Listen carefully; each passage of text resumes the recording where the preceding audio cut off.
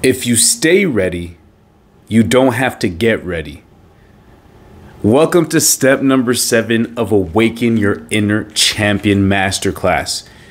If you made it this far, if you've gone through steps 1 through 6 and you're now on 7, I'd like to take the time to thank you for allowing me to share with you knowledge that I have acquired through years and years of personal development, but most of all, trials, failures that I've had in my life, falling down and getting back up. Actually, we call it falling up.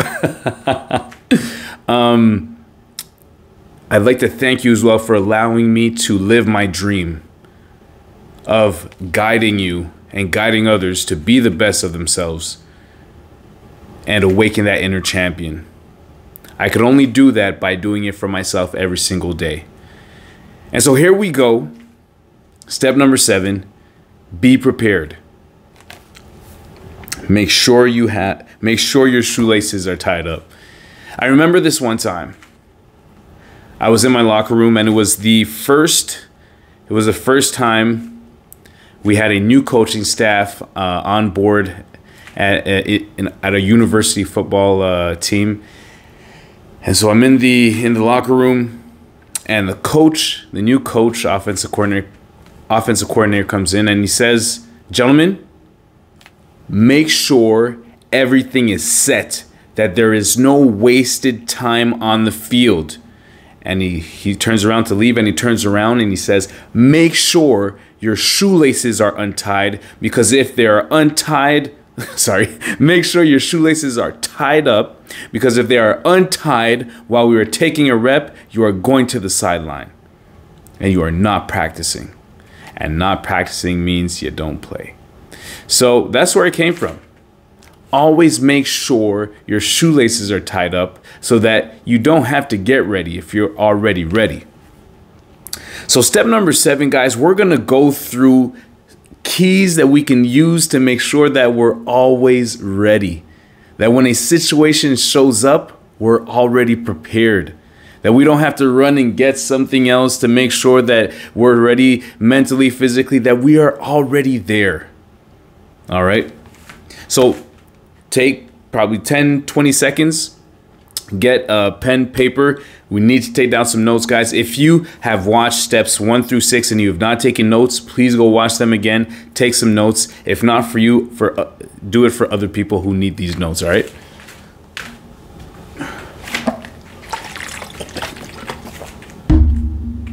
All right, guys, here we go.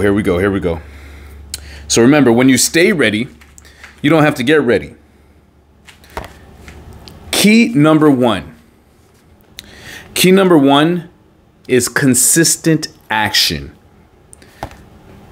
What does that mean?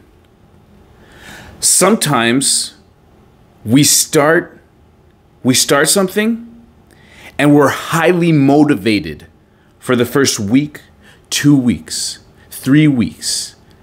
And then something happens. It's as if our brain says, "All right, we've had enough." Like, you convinced yourself that you could do it, that you were in this for the long run, and now we've done 3 weeks. That is enough. So let's just give it up. Let's give up the action to attain our objective. Those who have success, those who are already prepared for a situation when it shows up, take consistent action every single day. And here is why. Yes, they set objectives. They set an endpoint that they need to attain, but they understand that the treasure is found in taking consistent action every day, regardless of the end goal. That the actual treasure, the actual staying prepared, is found within the constant action every single day. So what do you mean, Jay? What is the consistent action?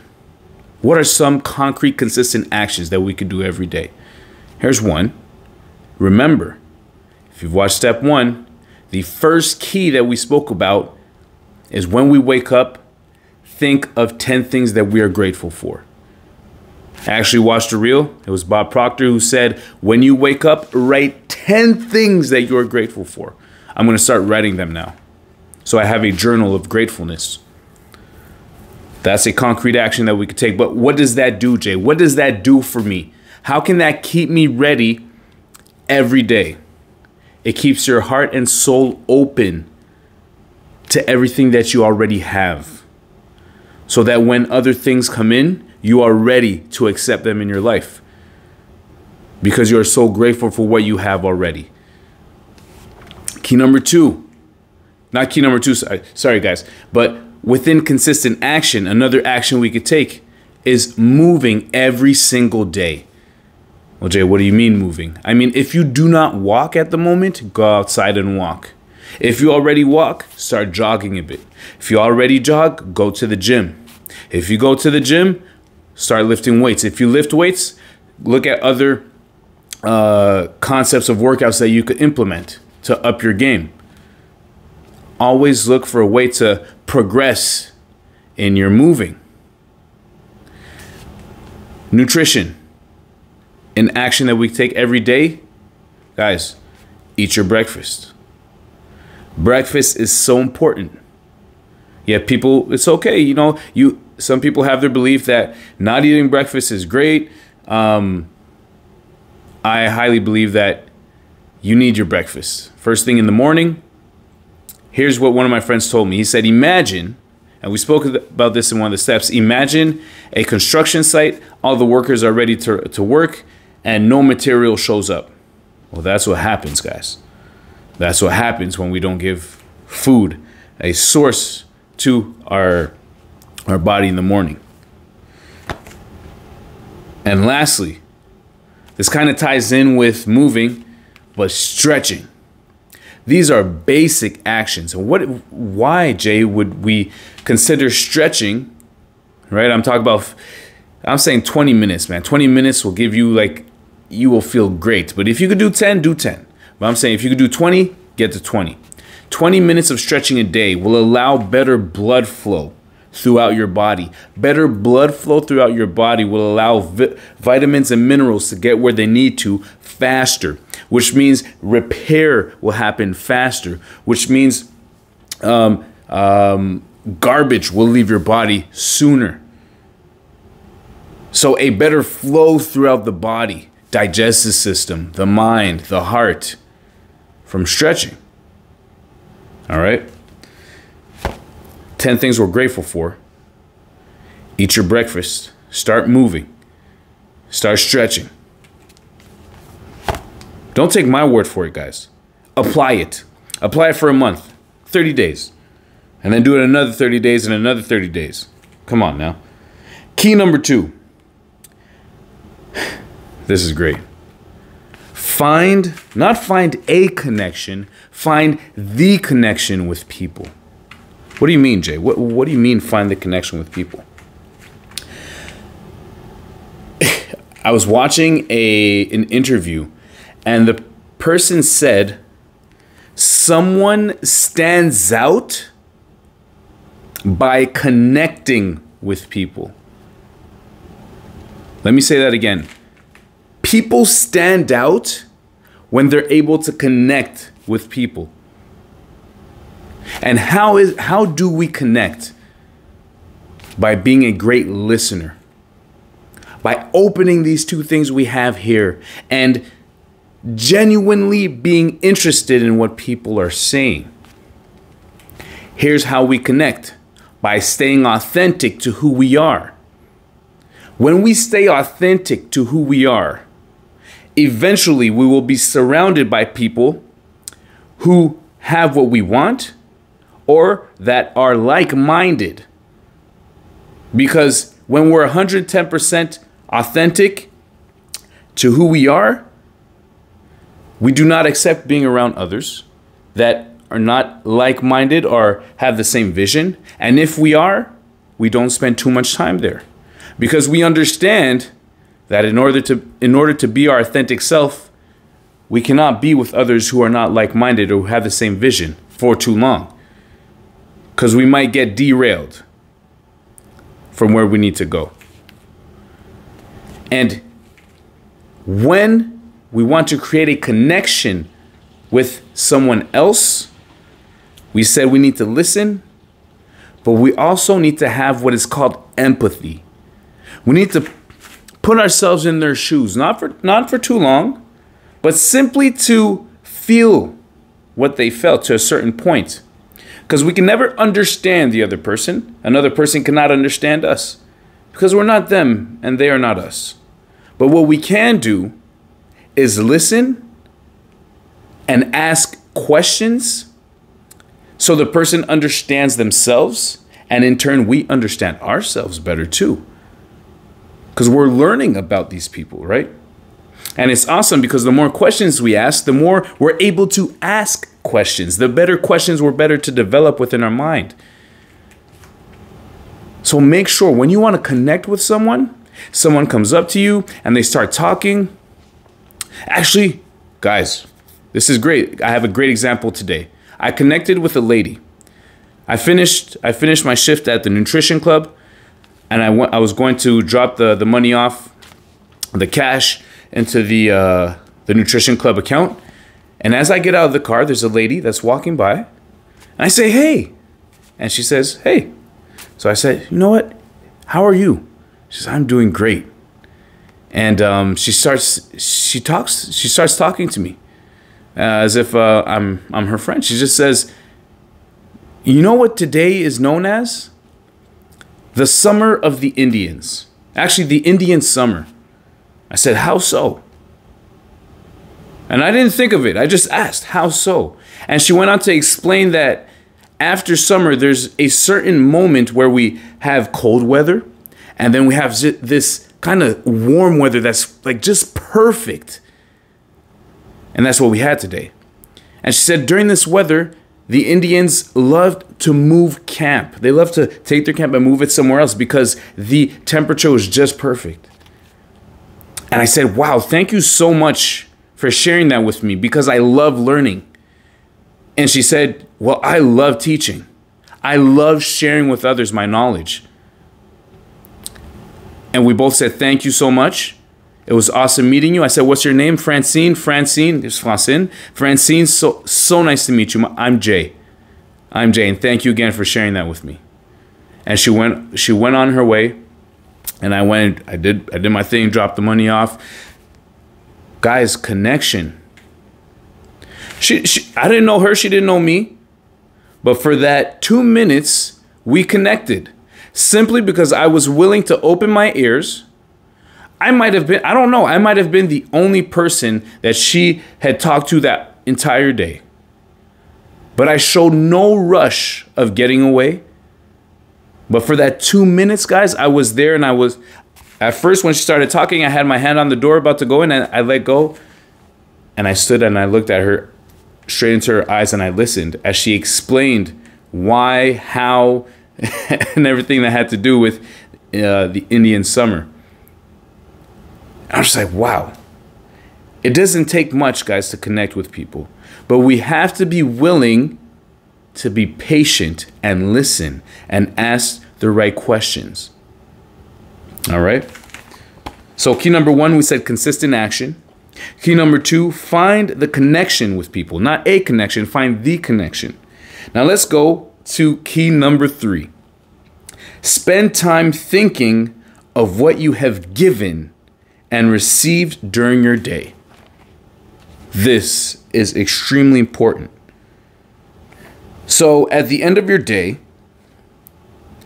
right before going to bed, it's important to go and take note of the energy that you have given and that you have allowed yourself to receive.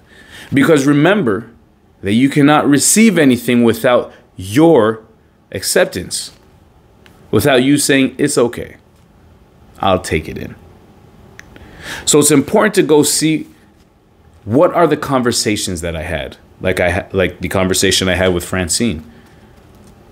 I gave her the chance to share her knowledge, and in turn, she gave me new knowledge. And remember the cycle.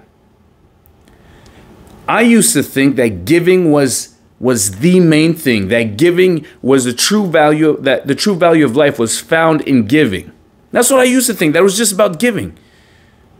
And I'd have a hard time receiving. I'm like, here, you know what? Take this water bottle. I don't need it. Then the same person will come back a few days later. Hey, listen, I got this new water bottle. I just felt on my heart I should give you one too. Not because you gave me one, but I just feel like I should give you one too. I'm like, and if I answer, no, it's okay.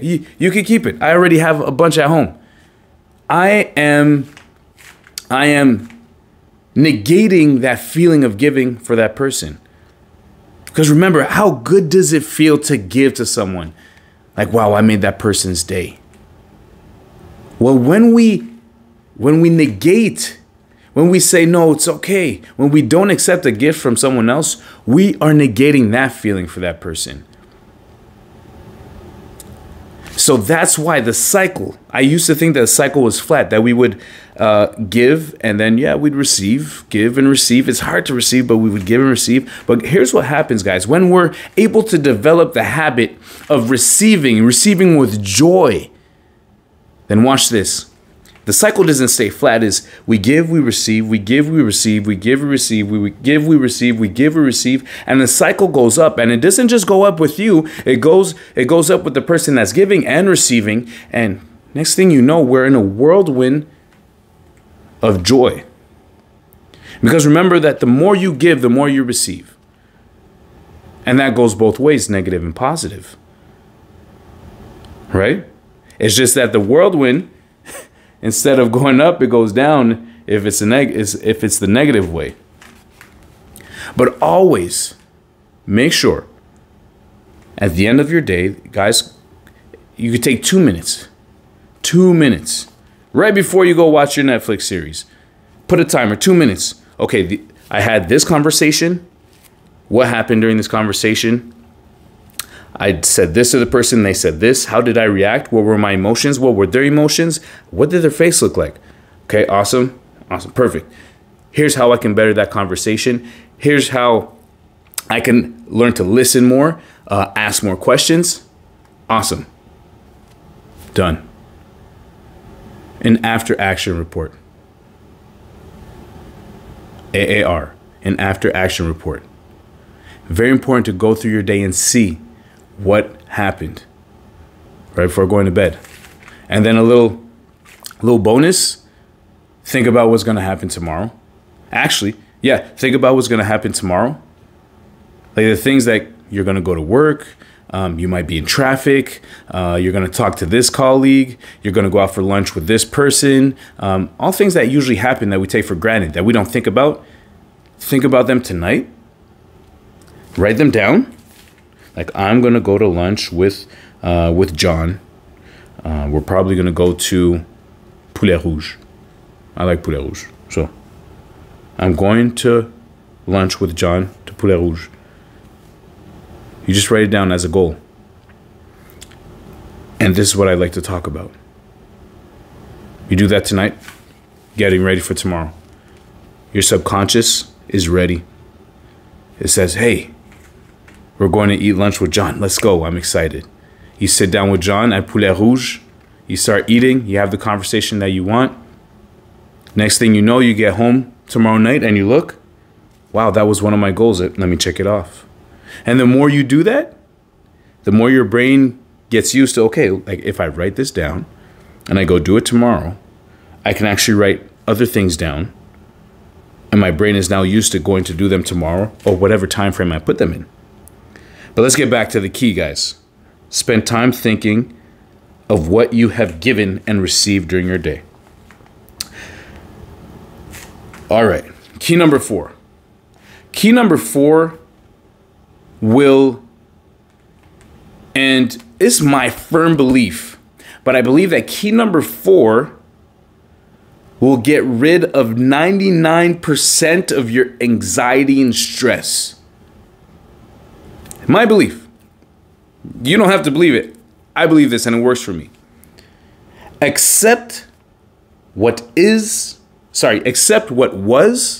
what is, and what will be. A lot of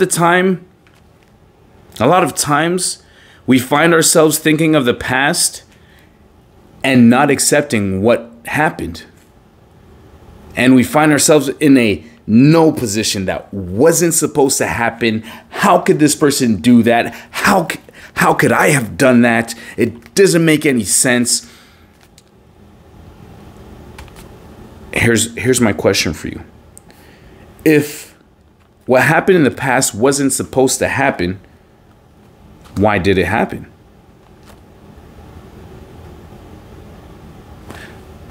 Now let's look on the flip side. There are a bunch of things that happened in your life in the past. Good things, bad things. Maybe there's mostly bad things. In your eyes, there's a lot of bad things and a few good things. Or maybe there's a lot of good things and a few bad things. But whatever the case may be, you look back and you tell yourself, well, without that journey, I wouldn't be standing here today as the person I am. And I accept all those things that happened. Even though some of them hurt me, I accept it. So that's for the past. Now in the present, we're here today. And guys, one thing we need to understand about the present is that it's a split second. It's while it's happening now. There is almost no such thing as the present except for the second that we're in it. Think about it. What we just spoke about is the past. What I'm about to speak of is the future. What I'm speaking of now is within this second. So when we're able to live in every second and see the beauty of who we are, what we have, and the people we have, and the emotions we live, that's when we're able to accept what is happening at the moment. All right? Now, let's look to the future. If I'm correct, anxiety is stressing about what has not yet happened. So here's my version of anxiety. Is looking to the future and thinking of all the ways, all the outcomes that will not work. All the outcomes that won't work. It's like, oh my goodness, if I go this way, that won't work. If I go that way, this won't work. Actually, I'll add to it. It's looking at all the outcomes that won't work and even thinking of the outcomes that will work. And because I have not yet learned how to win, I'm not ready for them. And so I freak out. And here is where acceptance comes into play. When I'm able to accept who I was and the things that happened to me in the past, I am able to become the true person I am today, which in turn will help me to look forward and plan tomorrow. Tomorrow I'm going to eat lunch with John. And I would probably like to have this conversation with John. So we're going to go to Poulet Rouge and we're going to have this conversation. And so tomorrow happens. And the more you do that, the less you start stressing and having anxiety attacks about the future. Because now you know that, well, if I'm able to write down my goals, knowing that, sometimes some might not work out, but for the majority of the time, if I'm able to write it down the day before and then live them the next day,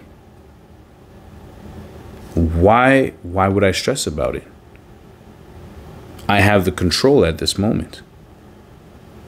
But I accept that sometimes, like in the past, there were bad moments, there were good moments, there were great moments. The same thing will happen. Because remember, at a point in time, your future will be your past. And you'll be looking back and you'll be saying the same thing once you learn to accept. There were bad times, there were good times. There were some lunch times I didn't get to go to lunch with John and have the conversation I wanted to. Sometimes I was alone, so on and so forth. Doesn't mean it's bad, no. Sometimes life will be life.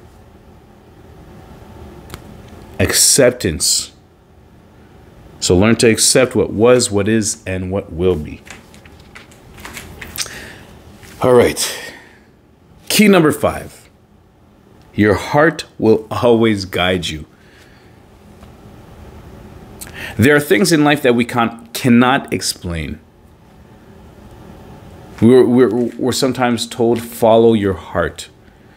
Follow that gut feeling. Most of the time, that gut feeling is the right feeling. But it's not something that can be studied. It's not something that can be learned. It's just something you have inside you. And I truly believe that when we apply key number 1, consistent action every day, of being grateful every single morning, of doing the fundamentals of drinking our water, moving, working out, when we consistently find the connection with people, when we spend time doing an AAR, an after action report, when we look at who we were, who we are, and who we can be, it automatically develops the intuition to follow our heart. We don't have to force it. Because with these things, with these keys, we're able to unlock doors within our minds and hearts that allow us to know what is right and what is wrong, to know where we have to go and where we don't need to. And so key number 5 comes with key number 1, 2, 3, 4. It just happens. But we can't skip the keys, guys. We need to be doing these. So when your heart is not into it, it probably isn't for you. And we've heard it before, right? Fake it until you make it. So go into something and do, like, what does it say? What is the saying? Don't wait to feel like doing something to do it. Do something until you feel like doing it. All right? Something like that. That's great. That's great.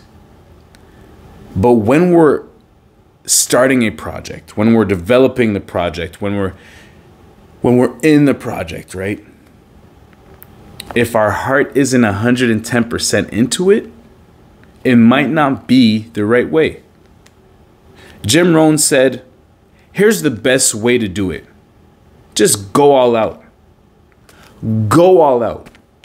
And your heart will tell you. It's either the right way or the wrong way. You will find out one of two ways. Either it's the right way and your heart's like, yes, this is the way we're supposed to go. We have massive success. Momentum is building. Let's freaking go. People are having success around us when they join. Let's go. Or because you've chosen to take that path 110%, you find out a lot quicker that it wasn't the right way. After 3 months, your heart's like, no, I don't think, I'm giving it everything I got and I don't feel like it.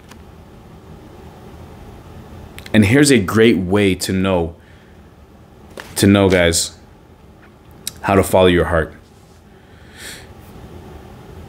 My question for you is, what is your passion?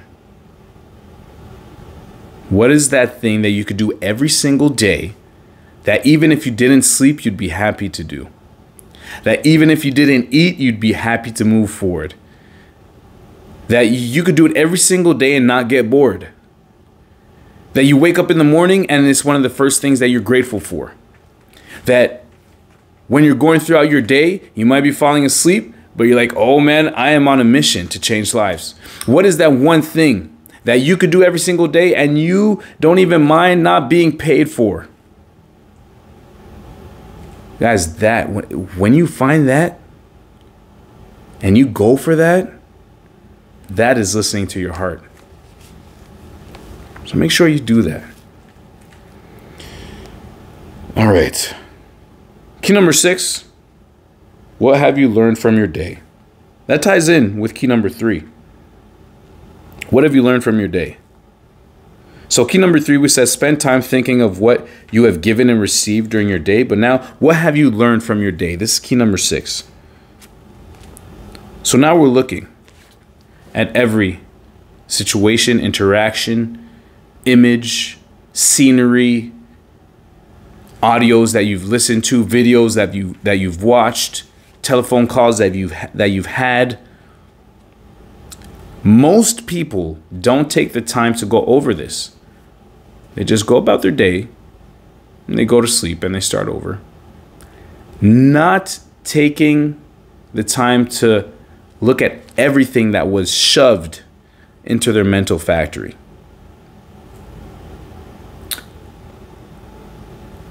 It is very important, guys, because this is a factory.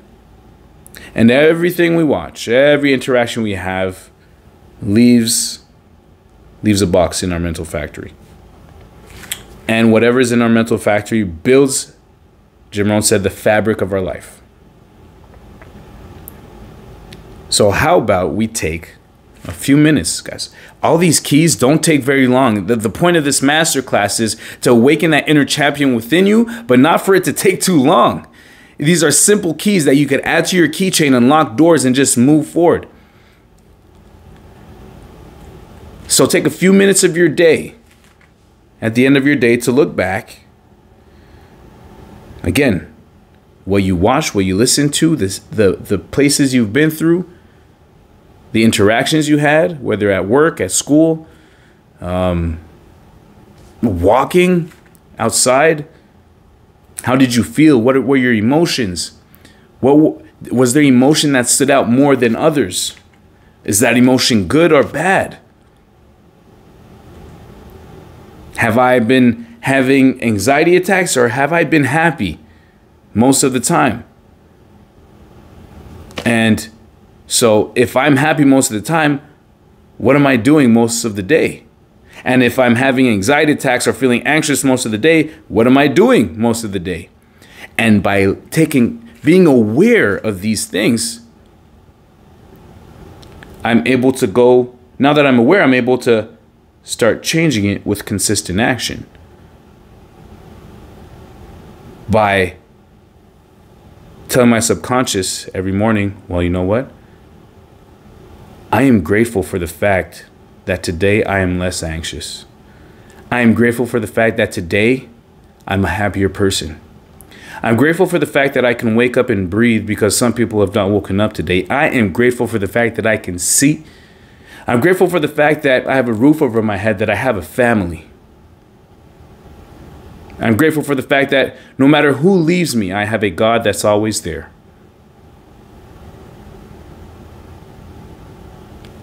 Guys, we have shared keys, we have shared steps, we have shared ways, techniques over these 7 steps that, when applied, will drastically change your life. But the important part of what we just said is when applied, and let me add consistently every day. And number 7, apply these keys every day. Consistent action, connecting, the connection with people. Think of what you've given and received. Accept what was, what is, and what is to be. Your heart will always guide you. What have you learned? Learn from your day. Learn from your day. So what have you learned from your day? And apply these keys every single day. This is our last step of our masterclass, Awaken Your Inner Champion. There's nothing more that I can give you, that I can share with you.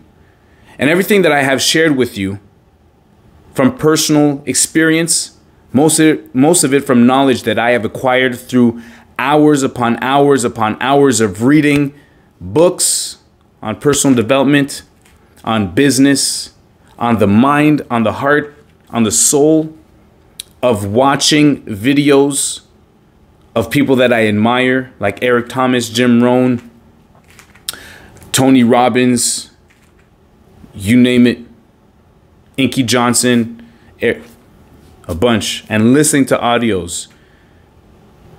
This is all knowledge that is not mine.